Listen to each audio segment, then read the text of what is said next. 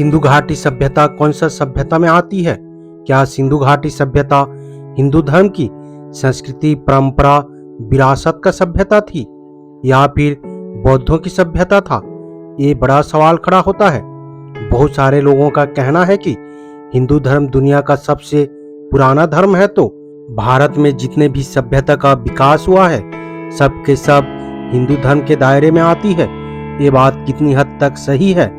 पूरे ऑथेंटिक प्रमाण और सबूत के साथ जानते हैं कि सिंधु घाटी सभ्यता कौन सा सभ्यता थी और किस धर्म के साथ संबंध थे।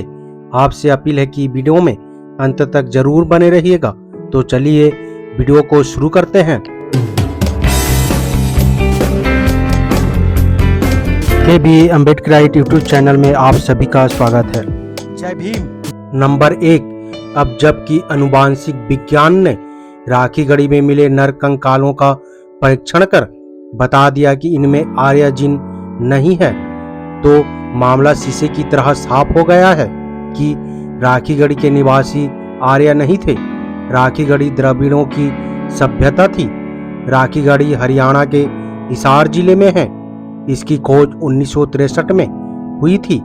ये सिंधु घाटी सभ्यता का अभिन्न अंग है, जिसकी पुष्टि वहाँ की नगर योजना, अन्नगार, सड़कें, जल निकासी व्यवस्था, सील लिखावटें आदि से हो जाती है।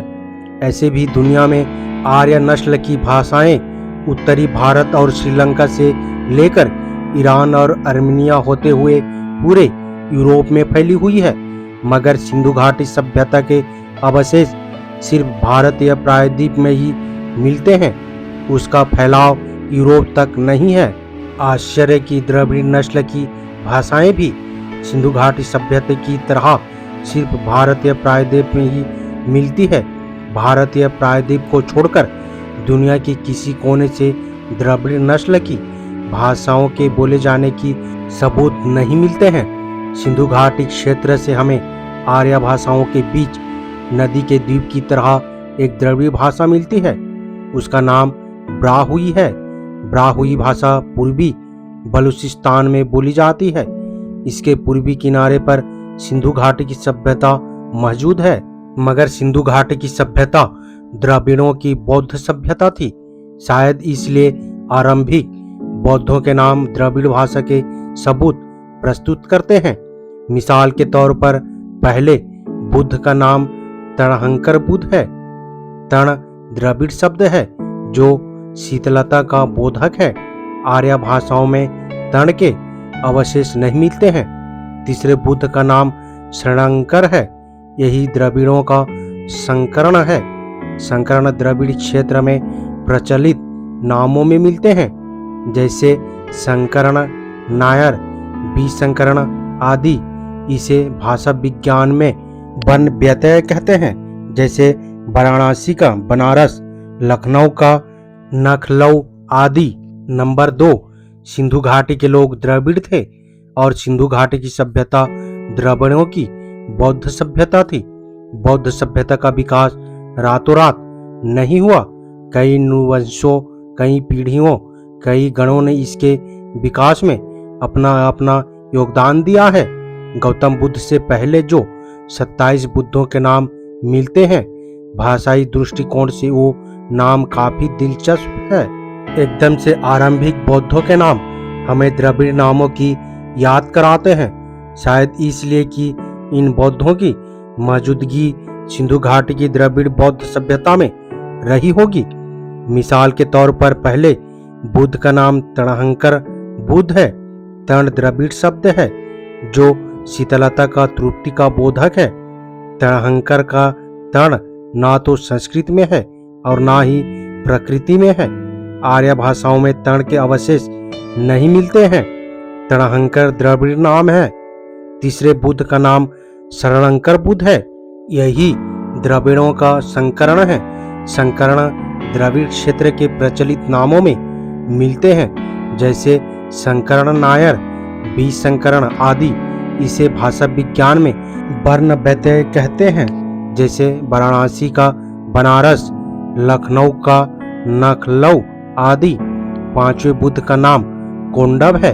ये भी द्रविड़ नाम है, मगर जो हम सिंधु घाटी सभ्यता से गौतम बुद्ध की तरफ चलते हैं तो बुद्धों के नाम प्रकृति भाषा के होते जाते हैं। मिसाल के तौर पर 30 विपस्सी, विशंभु, कश्यप जैसे नाम प्रकृति का है। 28 बुद्धों के नाम से हम सिंधु घाटी सभ्यता से गौतम बुद्ध के काल तक सभ्यताई यात्रा कर सकते हैं।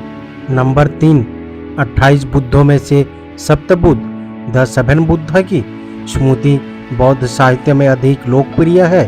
दीघा निकाय के महापदानुसूत में सप्तबुद्ध का विस्तृत वर्णन है।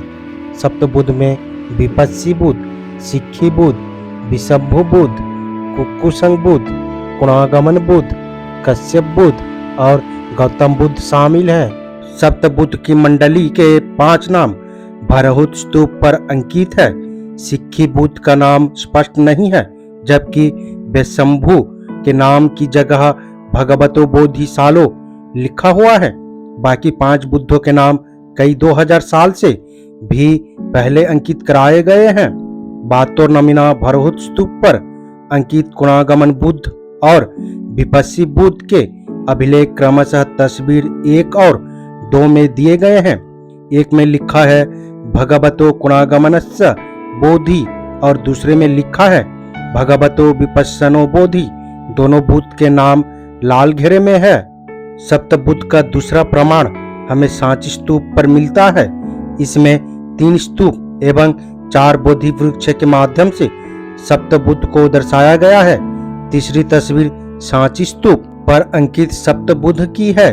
सप्तबुद्ध का तीसरा सबूत हमें एलोरा की गुफा संख्या 12 में मिलता है। इनमें सप्तबुद्ध के पत्थरों पर उखेरा गया है। आप इसे चौथी तस्वीर में देख सकते हैं। सप्तबुद्ध के अनेक पुरातात्विक प्रमाण है। कैलिफोर्निया के एक म्यूजियम में पाकिस्तान एवं भारत से प्राप्त सप्तबुद्ध की अलग अलग 2 मूर्तियां रखी हुई है। आप इन्हें तस्वीर 5 और 6 में देख सकते हैं। कुल मिलाकर सप्तबुद्ध का वर्णन हमें न सिर्फ साहित्य में बल्कि हजारों साल पहले की कलाओं में भी अंकित मिलता है। ऐसा पुरातात्विक अंकन हमें संस्कृत साहित्य में वर्णित सप्तर्षि का नहीं मिलता है। ऐसे में माना जाना चाहिए कि संस्कृत साहित्य में सप्तर्षि की अवधारणा बौद्ध परंपरा के सप्तबुद्ध की देन है। 28 बुद्धों की परंपरा सिंधु घाटी सभ्यता से लेकर गौतम बुद्ध तक फैली हुई है। नंबर 4, कुणागमन बुद्ध की प्रामाणिकता। रॉबिन हुड कनिंघम ने एक किताब लिखी है। किताब का नाम है the archaeological of South Asia from Indus to Ashoka. इसमें सिंधु घाटी सभ्यता से लेकर अशोक के समय तक का पुरातात्विक विश्लेषण है, जिनमें कुणागमन बुद्ध भी शामिल है। 5वीं सदी के आरंभ में फाह्यन भारत आया था। उसने अपनी पुस्तक के 21वें खंड के कुणागमन बुद्ध के स्तूप का आंखों देखा वर्णन किया है। कुणागमन बुद्ध का स्तूप मौर्य काल से काफी पहले मौजूद था, इतना पहले कि वो अशोक के समय तक जर्जर हो चुका था, इसलिए अशोक को उसकी मरम्मत करानी पड़ी। स्तूप निगाली गांव के पास था। अशोक ने कुणागमन बुद्ध की स्मृति में स्तूप के पास स्तंभ लिखवाया है। स्तंभ पर बुद्धस कुणागमन लिखा हुआ है। 3री सदी ईसा पूर्व में भरहुत का स्तूप मौजूद था। स्तूप पर कुणागमन बुद्ध का नाम लिखा है, भगवतो कुणागमनस्य बोधि। हमारे पास अनेक पुरातात्विक और साहित्यिक सबूत है कि गौतम बुद्ध से पहले भी बुद्ध थे और गौतम बुद्ध से पहले भी स्तूप थे। इतिहासकार बताते हैं कि सिंधु घाटी की सभ्यता से लेकर मौर्य काल तक के भारत में वास्तुकला का इतिहास एक खाली अलमारी की तरह है। ऐसे इतिहासकार बौद्ध सभ्यता के प्रति चिड़चिड़े बने हुए हैं। दरअसल सिंधु घाटी सभ्यता से लेकर मौर्य काल तक स्तूपों की श्रृंखला है। इसे ठीक से न समझ पाने के कारण वो इस बीच के काल को वास्तुकला की दृष्टि से खाली अलमारी माना है। ऐसा इसलिए कि वो मौर्य काल से पहले के बने स्तूपों को भी मौर्य काल और उसके बाद खींच लाए हैं। नंबर 5, प्रकृति में पश अर्थात देखना, पश्ची अर्थात देखने वाला, विपश्ची अर्थात विशेष रूप से देखना, विपश्ची अर्थात विशेष रूप से देखने वाला। अंग्रेजी में भी ऐसा है। स्पेक्ट अर्थात देखना, रिस्पेक्ट अर्थात दोबारा देखना। दोबारा हम इसी को देखते हैं जिसके प्रति आदर हो, इसलिए रिस्पेक्ट आदर का भाव होता है। स्पेक्टिकल, स्पेक्टिकल्स, स्पेक्टर आदि स्पेक्ट अर्थात देखने से संबंधित है। एक विपश्ची बुद्ध थे। वो अंदर और बाहर की दुनिया को विशेष रूप से देखते थे, इसलिए उनका नाम विपश्ची बुद्ध पड़ा। उन्हीं के नाम पर बौद्ध सभ्यता में विपश्यना का प्रचलन हुआ। फाह्यन जब भारत आए थे तब विपश्ची बुद्ध को गुजरे हुए कई 1300 साल बीत चुके थे, इसलिए वो विपश्ची बुद्ध का स्मारक नहीं देख पाए। वो काल कवलित हो चुके थे। फाह्यन ने गौतम बुद्ध से ठीक पहले के बुद्ध सिर्फ 3 बुद्धों को स्मारक देखे थे। वो 3 बुद्ध है, कक्कुसंग बुद्ध, कुणागमन बुद्ध और कश्यप बुद्ध। विपश्ची बुद्ध का पुरातत्व में हमें लिखित सबूत पहली बार भरहुत स्तूप पर मिलता है, जिस पर लिखा है भगवतो विपश्यनो बोधि। आप इसे प्रथम चित्र में देख सकते हैं। विपश्ची बुद्ध का दूसरा सबूत हमें सांची स्तूप पर मिलता है। सांची स्तूप पर सप्त बुद्ध का प्रतीकात्मक अंकन है। सबसे बाएं विपश्ची बुद्ध है और सबसे दाएं गौतम बुद्ध है। आप इसे चित्र 2 में देख सकते हैं। विपश्ची बुद्ध का तीसरा सबूत हमें अजंता की गुफा संख्या 17 में मिलता है। इससे विपश्ची बुद्ध की तस्वीर अंकित है। विपश्ची बुद्ध के बाल ललाट पर लटके मिलते हैं। आप इसे चित्र 3 में देख सकते हैं। सप्त बुद्ध की परंपरा विपश्ची बुद्ध से आरंभ होती है और गौतम बुद्ध तक चलती है, इसलिए जहां जहां सप्त बुद्ध का अंकन है वहां वहां विपश्ची बुद्ध भी मौजूद है। अंतिम चित्र कंबोडिया में प्राप्त सप्त बुद्ध की है। नंबर 6, बौद्ध मूर्तिकला की गहन खोजबीन से पता चलता है कि सप्त बुद्ध द 7 बुद्ध की मंडली से सबसे दाएं गौतम बुद्ध है, दूसरे नंबर पर कश्यप बुद्ध है, तीसरे नंबर पर कुणागमन बुद्ध है, चौथे नंबर पर कक्कुसंग बुद्ध है, 5वें नंबर पर वेशभु बुद्ध है, 6ठे नंबर पर सिक्खी बुद्ध है और सबसे बाएं विपश्ची बुद्ध है। इस क्रम की जानकारी हमें सांची स्तूप पर अंकित सप्त बुद्ध की रेखांकन से मिलती है। इसलिए बुद्ध की मुद्रा में बैठी हर मूर्ति गौतम बुद्ध की नहीं है।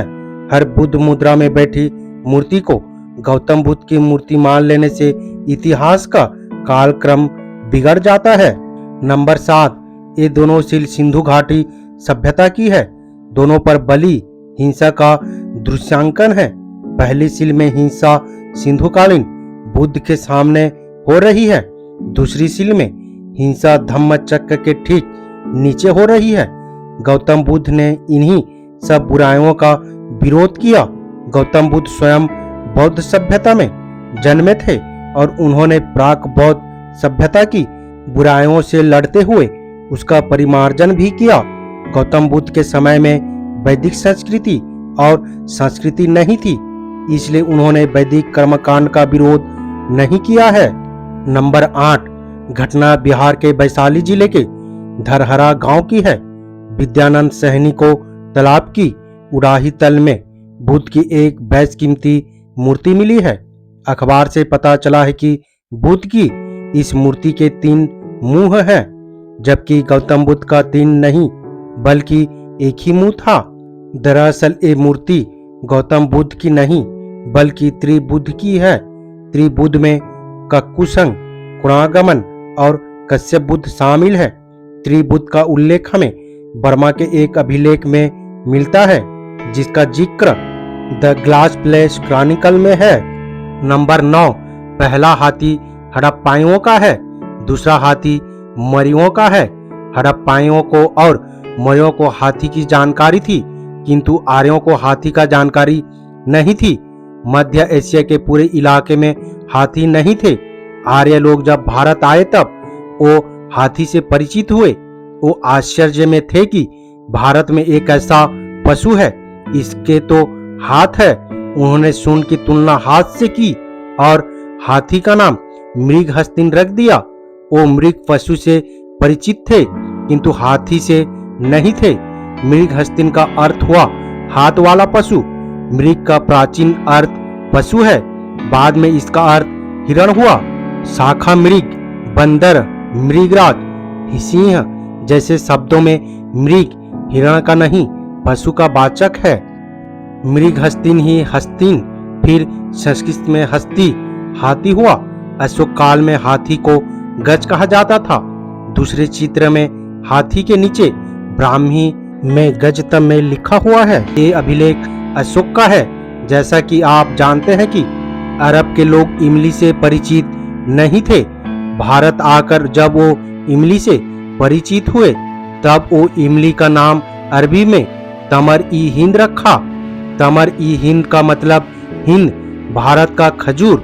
वो खजूर से परिचित थे किंतु इमली से नहीं थे, इसलिए उन्होंने इमली को तमर ई हिंद कहा। यही अंग्रेजी भाषा में तमर इंद इमली है, अर्थात तमर ऑफ इंडिया।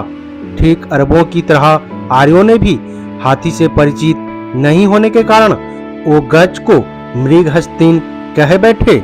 नंबर 10, अपने गुप्त काल का इतिहास फरहान के उस यात्रा विवरण के आधार पर लिख दिया जिसमें गुप्त साम्राज्य, गुप्त वंश और गुप्त वंश के किसी राजा का उल्लेख तक नहीं है।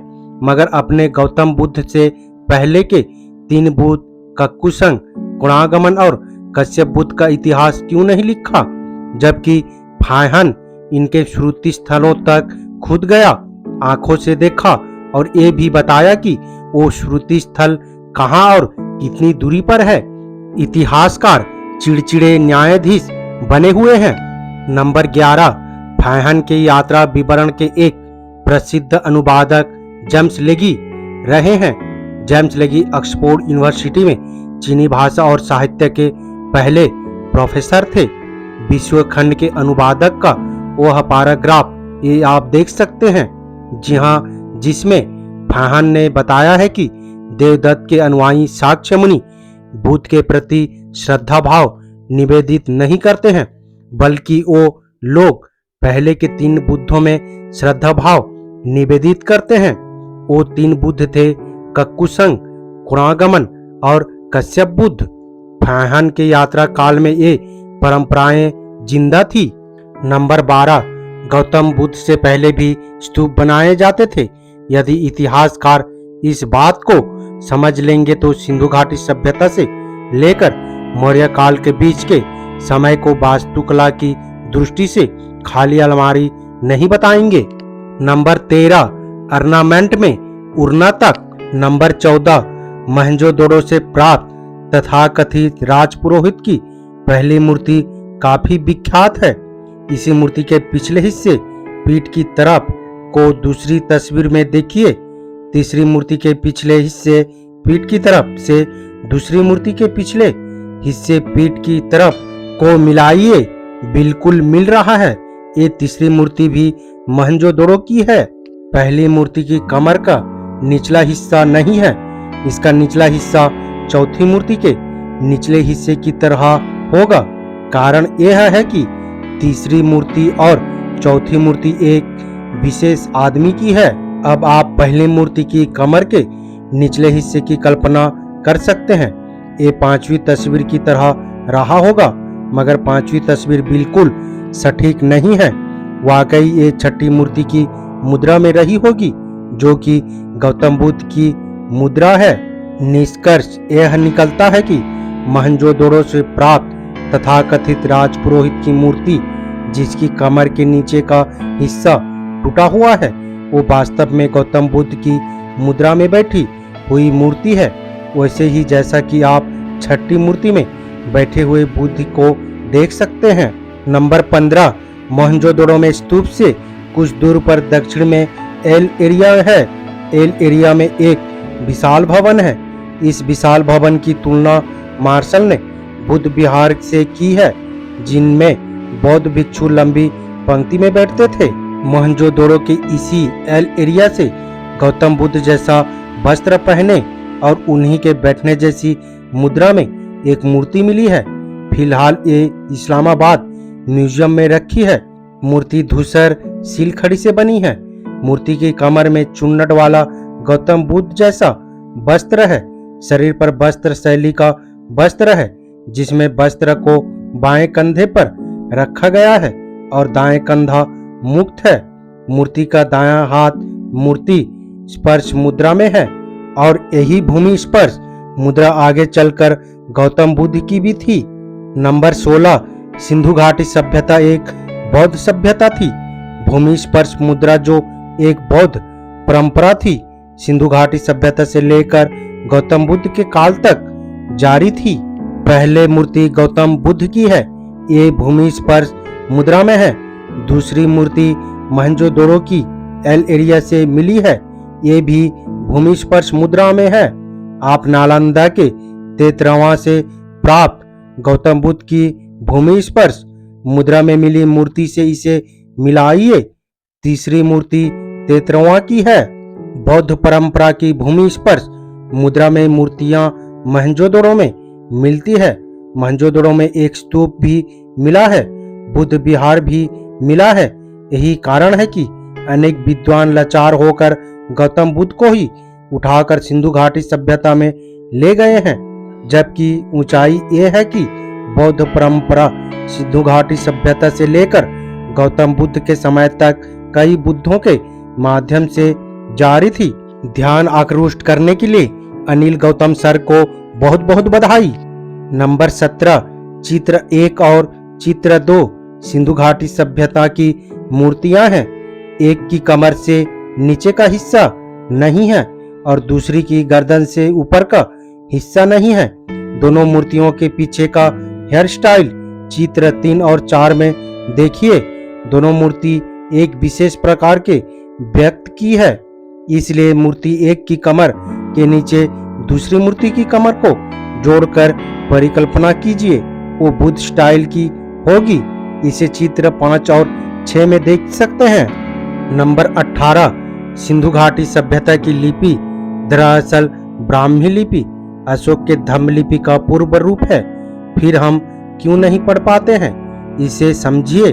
नगरी लिपि आप पढ़ लेते हैं, मगर 1000 साल पहले की नगरी लिपि जो इसी नगरी का पूर्व रूप है, आप नहीं पढ़ पाएंगे। कारण यह है कि 1000 साल में लिपि चेंज में काफी बदलाव आ जाता है। आप अशोक की लिपि को पढ़ लेते हैं, पर जरूरी नहीं है कि उसके 1000 साल पहले की सिंधु लिपि जो उसका पूर्व रूप है उसको भी पढ़ पाएंगे। कोई भी अज्ञात लिपि तब पढ़ी जाती है जब उसका द्विभाषी अभिलेख मौजूद हो, जिसमें कि एक लिपि ज्ञात हो। अशोक के अभिलेख द्विभाषी है, इसलिए वो पढ़े जा सके हैं, या फिर अभिलेख काफी लंबे हो ताकि बार बार किसी खास लिपि चिन्ह के आने पर उसके संकेत को पकड़ा जा सके। अशोक के अभिलेख लंबे हैं, जिसमें एक ही लिपि चिन्ह बार बार आ रहा है, इसलिए वो पढ़े जा सके हैं। मगर सिंधु घाटी के अभिलेख छोटे छोटे हैं और वो द्विभाषी भी नहीं है, इसलिए उसे पढ़ने में कठिनाई आ रही है। सिंधु लिपि को पढ़ने के लिए बैक सिद्धांत अपनाना होगा और ब्राह्मी के लिपि चिन्ह का अनुगमन करते हुए पीछे की ओर लौटना होगा, यानी सिंधु लिपि तक। मगर सिंधु लिपि और ब्राह्मी लिपि के बीच की कड़ियां गुम है। बैक सिद्धांतों के रास्तों में यही बड़ी कठिनाई है। मार्ग कठिन है मगर असंभव नहीं है। अंतिम बात यह है कि अशोक के अभिलेखों की प्रकृत भाषा ज्ञात थी, सिर्फ लिपि अज्ञात थी, इसलिए अशोक के अभिलेख को पढ़ने में सहूलियत हुई। मगर सिंधु घाटी सभ्यता की भाषा और लिपि दोनों अभी तक अज्ञात ही बनी हुई है, इसलिए पढ़ने में कठिनाई आ रही है। सिंधु घाटी सभ्यता की लिपि 2 प्रकार की है, एक चित्रात्मक और दूसरी अक्षरात्मक। अक्षरात्मक लिपि के अनेक चिन्ह सम्राट अशोक के लिपि से मेल खाते हैं। आप इसके तुलनात्मक अध्ययन को देखिए। नंबर 19, पहली तस्वीर में मौर्य काल का सिक्का है। इस पर बुद्धिज्म का प्रतीक है। इसे ग्रीक में कादुसेउस कहा जाता है। दूसरी ओर तीसरी तस्वीर ग्रीक देवता हर्मीज की है, जिसके हाथ में छड़ी है। छड़ी में बुद्धिज्म का प्रतीक है जो लाल घेरे में है। वही प्रतीक मौर्य काल के सिक्कों पर भी है। कादुसेउस जिसे कनिंघम ने प्राचीनतम बुद्धिज्म का प्रतीक बताया है और जिनका समय विलियम हेजबोर्ड ने 3000 ईसा पूर्व बताया है, तब शक की कोई गुंजाइश ही नहीं है कि बुद्ध से पहले बुद्ध और बुद्धिज्म था। नंबर 20, कैसा इतिहास बोध है कि सिंधु घाटी की सभ्यता के बाद वैदिक युग आया। यहाँ सिंधु घाटी की सभ्यता का नगरीय जीवन और कहाँ वैदिक युग का ग्रामीण जीवन। भला कोई सभ्यता नगरीय जीवन से ग्रामीण जीवन की ओर कैसे लौट सकती है। सिंधु घाटी के बड़े बड़े नगरों के आलीशान भवनों की जगह कैसे पूरे उत्तरी भारत के वैदिक युग में अचानक नरकुले की झोपड़ी उग गई। तुर्रा यहाँ की ये नरकुलों की झोपड़ियाँ उसी पश्चिमोत्तर भारत में उगी जहाँ सिंधु साम्राज्य के बड़े बड़े भवन थे। ऐसा इतिहास बोध आपको उल्टा नहीं लगता है? आप पढ़ते हैं कि सिंधु घाटी की सभ्यता में लेखन कला विकसित थी और फिर उनके बाद की वैदिक संस्कृति में पढ़ने लगते हैं कि वैदिक युग में लेखन कला का विकास नहीं हुआ था। वैदिक युग में लोग मौखिक याद करते थे और लिखते नहीं थे। ऐसा भी होता है क्या? पढ़ी लिखी सभ्यता अचानक अनपढ़ कैसे हो जाती है? आप ये भी पढ़ते हैं कि सिंधु घाटी की सभ्यता में मूर्तिकला थी। फिर उसके बाद पढ़ते हैं कि वैदिक युग में मूर्तिकला नहीं थी। क्या यह उल्टा नहीं लगता है? भारत में स्तूप स्थापत्य, लेखन कला, मूर्तिकला आदि का विकास निरंतर हुआ है। इसमें कहीं कोई गैप नहीं है। यदि इतिहास में ऐसा गैप आपको दिखाई पड़ रहा है तो वह वैदिक संस्कृति को भारतीय इतिहास में एडजस्ट करने की कारण दिखाई पड़ रहा है।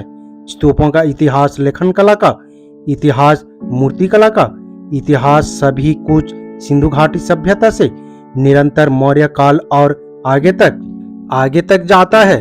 बस बशर्त कि आप मान लीजिए कि सिंधु साम्राज्य से लेकर मौर्य साम्राज्य और आगे तक टूटती जुड़ती बौद्ध सभ्यता की कड़ियां थी। नगरों की खुदाई में कई चरण लेयर स्टेप मिलते हैं, मगर वैदिक सभ्यता कोई चरण लेयर स्टेप नहीं मिलता है। इसलिए ये कहना है कि सिंधु घाटी सभ्यता के बाद और उसके ऊपर वैदिक सभ्यता का आक्रमण हुआ है या विकास हुआ था, उसका लेयर मिला, ये गलत है। आर्य भारत के भीतरी भागों में आक्रमणकारी के रूप में नहीं, बल्कि विशेषकर नौकरशाह के रूप में आए थे। नंबर 21, गुजरात स्थित धोलावीरा सिंधु घाटी सभ्यता का एक महत्वपूर्ण नगर है। वहाँ स्तूप मिले हैं। उनमें से एक पंजाब स्थित संघोल के धम्मचक्र स्तूप से मेल खाता है। ऐसे स्तूपों में आरे ब्रूत में तिली बने हुए हैं। चित्र 1 में उस स्तूप का विवरण है, दूसरा संघोल का स्तूप है और तीसरा धोलावीरा का स्तूप है। इसलिए मैं कहता हूं कि सिंधु घाटी की सभ्यता मूलतः बौद्ध सभ्यता थी। नंबर 22, प्रथम टेराकोटा टेबलेट की खोज हड़प्पा में 1995 में हुई थी। दूसरी उत्तर मौर्यकालीन मुद्रा है। दोनों पर बोधि वृक्ष का अंकन है। ये बोधि वृक्ष पूर्व बुद्ध का है जो उत्तर मौर्य काल में भी प्रचलित था। इसलिए मैं कहता हूँ कि सिंधु घाटी सभ्यता मूलतः बौद्ध का सभ्यता है। नंबर 23, न सिर्फ शिल्प पर, न सिर्फ बर्तन पर, बल्कि हड़प्पा की मिट्टी पर भी पीपल के पत्ते की छाप मिली है। सिंधु घाटी की शिलों में सिर्फ पीपल छाप सील पर नीचे लिखा मिलता है, शेष सील पर ऊपर लिखा मिलता है।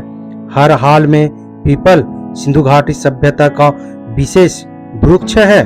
नंबर 24, क्वेरा पर यह सवाल किया गया है कि पहले सील में अंकित राम, सीता, लक्ष्मण संग हनुमान की तस्वीर क्या सिंधु घाटी सभ्यता की है? उत्तर में मिला कि नहीं, इसलिए कि सिंधु घाटी सभ्यता के सिलों पर दाएं बाएं नहीं लिखा जाता था, अक्सर ऊपर और रियर केस में नीचे लिखा जाता है।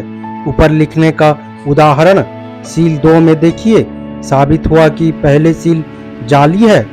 नंबर 25, सिंधु घाटी की सभ्यता से प्राप्त एक मुहर पर एक नर देवता का चित्र अंकित है। इस मुहर के बारे में आर.सी. मजूमदार, एस.सी. रायचौधरी एवं के दत्त जैसे चोटी के इतिहासकारों ने लिखा है कि चित्र में अंकित चारों ओर पशु की मूर्तियां शिव के पशुपति नाम को सार्थक करती है, मगर ऐसा है नहीं। पहले पशु का अर्थ जानवर नहीं होता था। पशु का संबंध पास बंधन से है। पास मोह से मनुष्य भी बंधा है और पास रस्सी से जानवर भी बंधा है। इसलिए पशु का वास्तविक अर्थ जीव है, जो समस्त प्राणियों का द्योतक है। मगर इतिहासकार क्या जाने भाषा का मर्म, वो तो पशुओं से घिरा देखकर पशुपति नाम दे बैठा, मगर पशुपति का सही अर्थ है मनुष्य सहित सभी जीवों का अधिपति। नंबर 26, दुनिया की टॉप एकेडमिक पत्रिकाओं में साइंस शुमार है। इसे America association for the advance of science प्रकाशित करता है।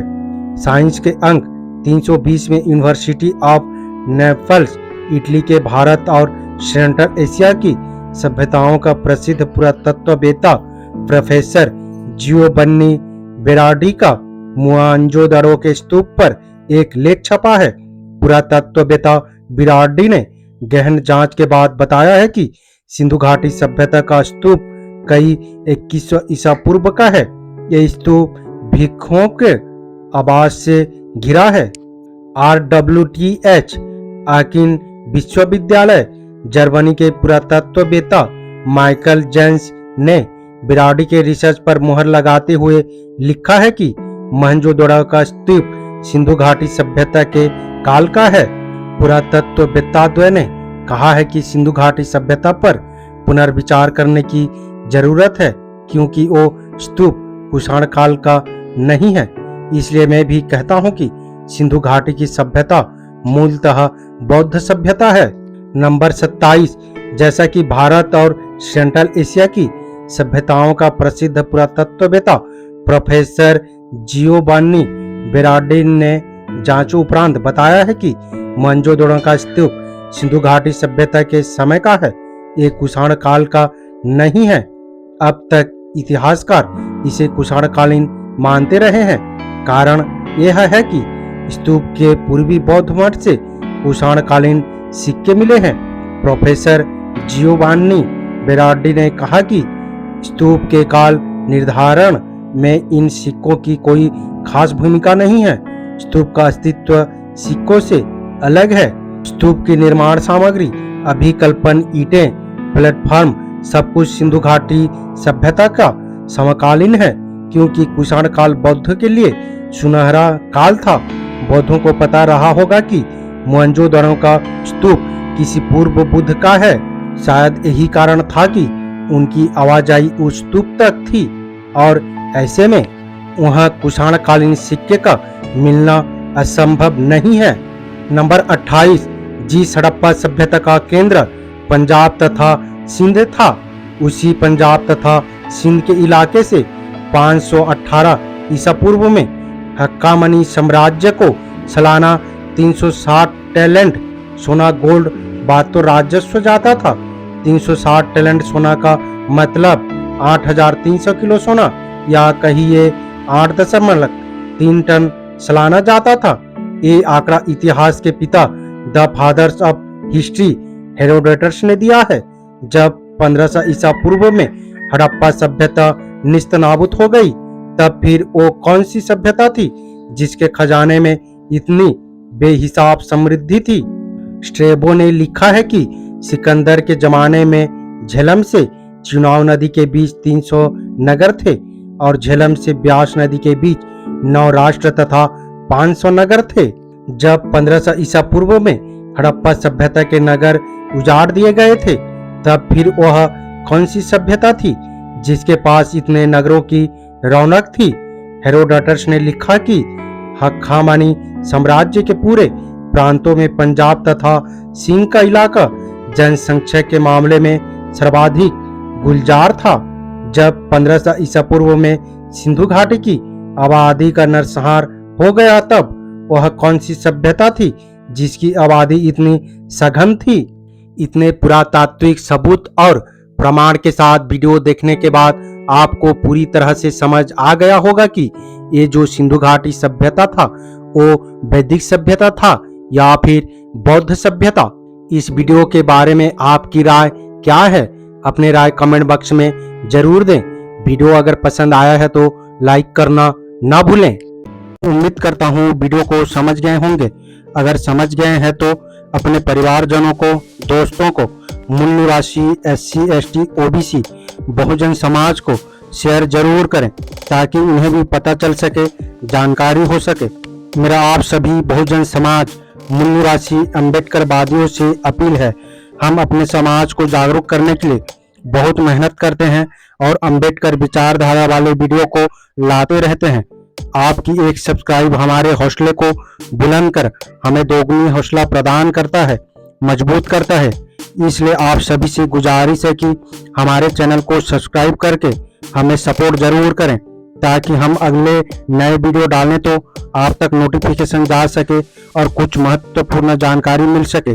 धन्यवाद। जय भीम, जय संविधान, जय मूल निवासी।